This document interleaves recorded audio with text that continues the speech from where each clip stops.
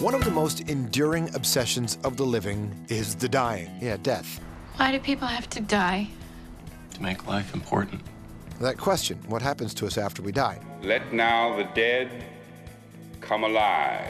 It's captured the human imagination since forever. And that's where John Edward comes in. He's a self-proclaimed psychic medium who says he's able to connect people with the dead. Maybe you've seen one of his TV shows. You want to know that your brother's watching over your son? I gotta let you know that he does. Or read one of his best-selling books. Now, as you might guess, John has many skeptics, including one who offered him $1 million to prove he was really a psychic. It was a challenge that John brushed aside, but here's the thing. He claims to have been a skeptic himself. When he was a teen, a fortune teller predicted John would one day be a famous psychic. At first, he thought she was full of it, but slowly he got curious, started doing psychic readings at local fairs, and after he lost his mother to cancer, John decided to use his ability to help people find comfort and closure after death. Whoa.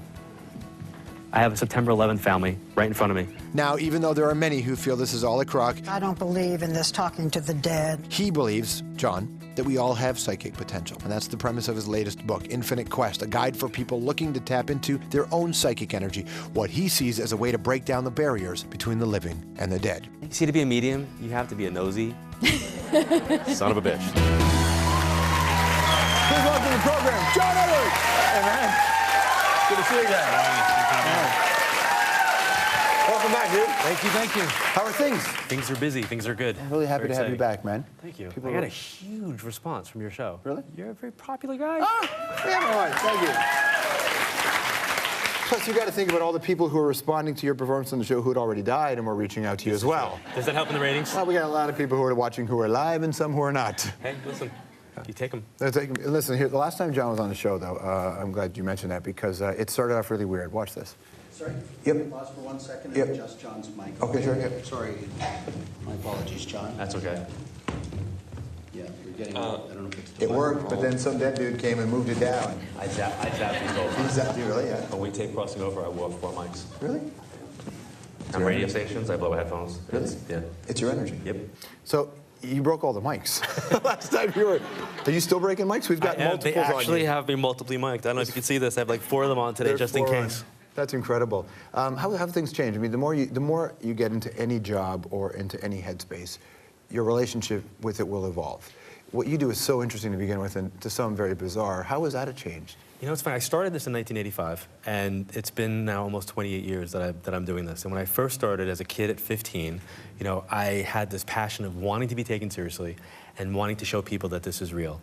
And I felt like, you know, I was able to, it took me like a 15-year journey to get to the place of crossing over and crossing over being on the air and bringing credibility to the work. And I did the University of Arizona studies, and I feel like it's funny, like things are shifting. I see so much more on television now that makes me feel like I'm back to when I first started, where things are produced in a kind of overly produced way. Like it doesn't seem like it's just there. It's kind of produced to be scary, or produced to be funny, or produced to be in a certain way. So I kind of look at, now I feel more than ever more passionate about teaching to the simplistic elements of energy and talking about what energy is and how this work is. So explain that, because there are a lot of people who think it's quack to talk about dead people talking to you, but talk to me about what it is that you're teaching. Well, here's how I look at it. It's, you know, back in 1985, there wasn't a real way to explain the other side. So now I just go, it's kind of like Facebook. Right. It's really, seriously, it's like the internet. Yes, I just equated Facebook and heaven as being the same. But you know, you're not physiologically or physically with all your family and friends that are connected to your page, yet you see their photos, their updates, you know more about what's going on in their lives since they're on Facebook than you would if you were connected to them, if you lived in different places. So it's kind of like that. It's a consciousness, it's an energy, it's a perspective, it's a dialogue. When you seek somebody out who does this work, I always like to say you don't need the medium. What a medium does is provide you the knowing that it's possible, but that's just so that you could live your life with that knowing. I like the idea, even if there is nothing afterwards, if at the very minimum you can give somebody a sense of purpose or closure or meaning or whatever, I'm cool with that. Right. I think that's nice. Well, I think it's important not to use the word closure, because I don't think anybody can get closure when we're dealing with the world. I don't think there's but you can get connection. Yeah. And I think if you can actually raise awareness, then a person can take action. And that's where people say, you know, so you must have a hard time with the skeptics. And I go, honestly, I really don't. I like skepticism. I don't like cynicism. Cynicism is coming from a place of ignorance, intolerance, arrogance, and no matter what somebody experiences, they're never gonna, they've made up their mind. That scares me. Like, wars are fought over that. But skepticism is healthy. It starts a dialogue, and it gets people to expand and explore. And if you start questioning things, then you start looking for the answers. And if you look for the answers, then you might be pleasantly surprised by what you find. Well, critical thought's important. Absolutely. It's a big part of this. The downside, though, is there's a lot of people who think that people who are dealing with incredible amounts of grief are just being preyed upon. Right. They're being told that I can connect you with your loved one. Well, what's interesting is those same people are also being insulted when those statements are made, because they're saying that you're gullible and you're stupid, and that somebody who could be a doctor or somebody who could be a Harvard professor or somebody who could be a housewife is now just completely stupid and so bereft that they can't put a logical thought. The actual opposite is they're so looking for something that sometimes they miss what they're already experiencing. Or they may not be gullible or stupid, they just might be vulnerable. And sometimes when people are in a vulnerable position, others unscrupulous can take advantage of it. I totally agree. I absolutely 100% agree, which is why I tell people it's very, very important that when you're going for a reading or if you're having an experience with a medium, you want information, not philosophy. Meaning, anybody could read a New Age book on mediumship and turn around and say, you know, they're with you, they love you, they're standing behind you, oh my God, they're so happy, they're this, they're that. But it's the actual information, the stuff that's factual, that helps to validate that they're actually really with us. Okay, so we're going to go in the next few minutes. So it's real. Let's say what you're doing, like you can connect with people. If you are cynical or whatever, let's willingly suspend for a moment. Okay. Right? Is everybody's, in your experience, is everybody's other world the same? No. So everybody has a different experience out there? Well, I think everybody has a different experience as a soul. Like a holodeck? It's like a holodeck. We all have our own. I think it's kind of like the life that we live here helps us to evolve to the life that we're living there. So I can't think that somebody who was a mass murderer here in the physical world is going to be having the same experience as Mother Teresa on the other side. Right. So Karma. We're talking karma. We're talking about karma and energy and life responsibility and lessons, and it's a whole bunch of stuff. So is there some version of a heaven and a hell? I think that there is, but I can't call it that and just say it's heaven and hell, because I think there's different levels. It's like the internet. There's a lot of places that are amazing, and some places not so much. You got to be careful. Oh, and some places downright confusing. You know? People always say to me, write a book about the afterlife. I'm like, I can't. And they're like, why? I go, because I don't live there.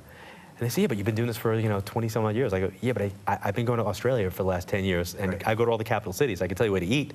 I can tell you where I stay. I can tell you what I've seen. Can you tell me where to eat in the afterlife? I can. Vegan poutine? Vegan poutine, anybody?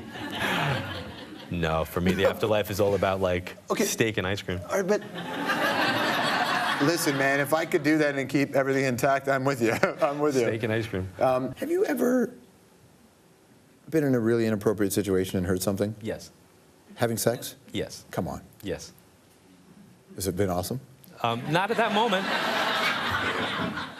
What happened? Not at them. Who showed up? That's Because that's the weirdest threesome ever, by the way. If you're just like, what happened? It was very, very early on in my career, and that's as far as we're going with that. No, this is not as far. What do you mean? Was it foreplay? Like, what? This is crazy, dude. Yeah, no, there's no amount of makeup that's going to cover the redness that's about starting to form on my face right now. So, I jokingly say it was, I have to be full disclosure. I always say they don't care about bedroom and bathroom issues, but it really was early on when I first started doing this work, and I literally had a very weird experience right after. And I thought, wait a second, and I left it at that. And I like to believe that there was no other participants, like they weren't holding up signs, 9.9, 9.2. By the way, being judged by the dead, that's super judgy. That is not cool, right? Stick around. I want to find out about paranormal films. Can you enjoy them? I want to know if you can. Or is he just like taking his work home with him? Anthropology with John Edward right after this.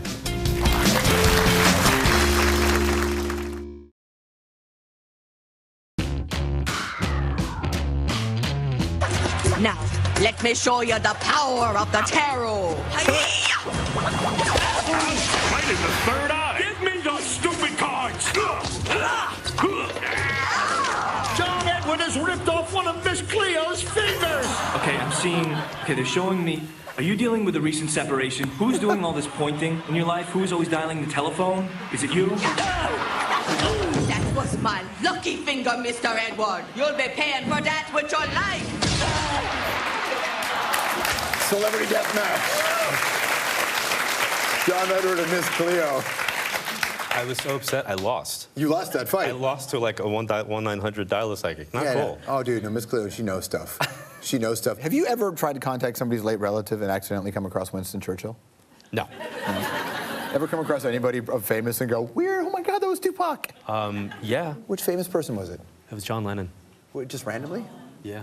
Not randomly. I was doing a reading for somebody that he knew, and I only talk about it publicly because she actually spoke about it. Her name is May Pang, and and he did not come through as like John Lennon. He came through as the famous J name.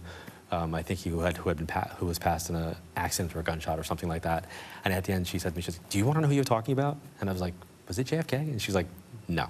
She said, "It was John Lennon." I was like, "Oh." It was more or less interesting what other people's reactions were, because for me, it was he was just a J name who passed from didn't come through with all the red velvety ropey kind of famous stuff. You didn't know cuckoo, cuckoo, none of that.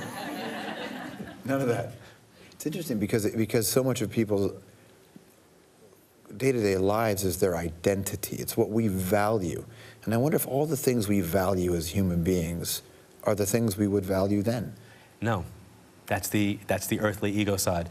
And one of the things that I tell folks all the time is that the reason why I love the movie Ghost the most, why it's my favorite all-time movie. Aside from Whoopi? Aside from Whoopi. How could you not love Whoopi? Is she not the most amazing person on the planet? Right? I love her. But the end of that movie, when he says, the Sam character says, "Molly, the love you have here, you take it with you." I'd be hard-pressed to find a medium who does that work, who can't watch that 200 times in a row and still well up, because it's the epitome of what this work is about.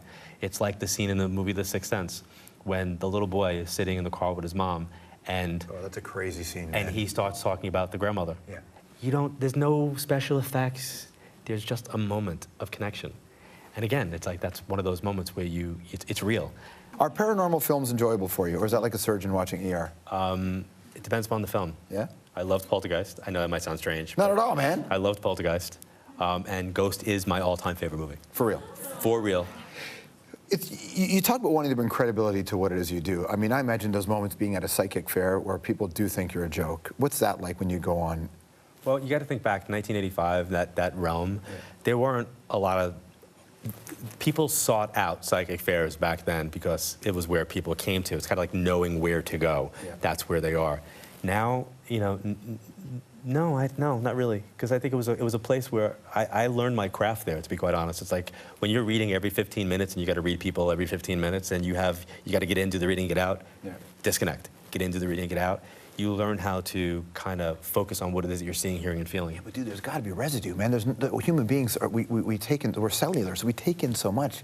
Even if you disconnect, you've got residue. There's absolute residue, which is one of the reasons why when I talk about anybody who does any type of energy work, as well as anybody who does massage, anybody who's a healer, hairdressers, therapists, that residue is something that's very, very real, and it's called psychic self-defense to protect yourself from that. Right. And you learn that when you're doing, it's metaphysics 101. If you're going to do readings for somebody, if you're going to get in their energy space, you have to kind of like energetically have that condom on.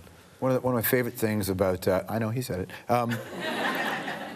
when you were being contacted, did the voices sound like the little girl in Poltergeist or more like James Earl Jones in Field of Dreams? It's more like a thought. Really? It's really just a subtle, simple thought. Yeah, nothing really exciting. It's not Hollywood at all. It's really distinguishing your thoughts. It's like having two thoughts at the same time. If you want to see this guy live, you can. John's going to tour Canada in September. We got all the dates on Strombo.com. Also, we've got this book here, which is called Infinite Quest. Good to see you again, man. Thank you. Down Everett, everybody. We'll be right back.